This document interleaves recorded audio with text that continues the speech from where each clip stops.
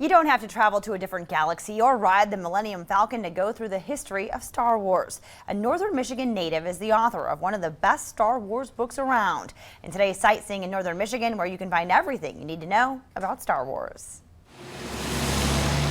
Sometimes you just never know who you might run into at a local cafe or bookstore. I really thrive on being in an environment with a lot of activity, so I've always gone to cafes and places where there's lots of people. The noise doesn't bother me for some reason. It actually helps. It keeps me stimulated and keeps me awake. Adam Bray started out as a travel writer. He has around 40 books to his name, but it was his love for Star Wars that led him down a different path. My first book about Star Wars was What Makes a Monster, and that's about the creatures of the Star Wars universe.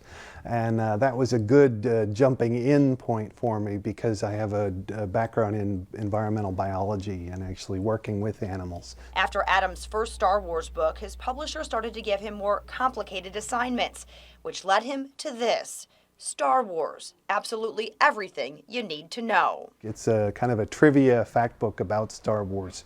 And it goes into all the really novel information, the funny stuff, the obscure things. If you like to dissect those Star Wars films, you will love this book. In this book we have anything from the strange things that Jabba the Hutt likes to eat. We've got restaurant menus, the menu from the cantina in the original Star Wars movie.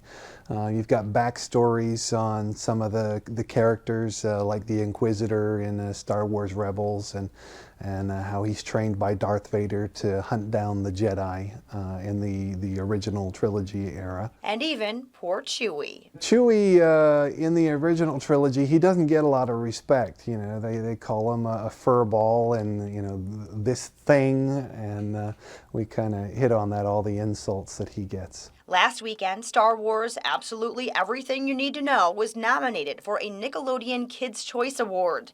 You may recognize some of his competition. J.K. Rowling's Harry Potter books and Hunger Games and Maze Runner and The Diary of a Wimpy Kid, so there's some stiff competition. Though Diary of a Wimpy Kid won, Adam says it's reward enough to be able to work on these Star Wars books and be able to do so at some of his favorite places around Northern Michigan.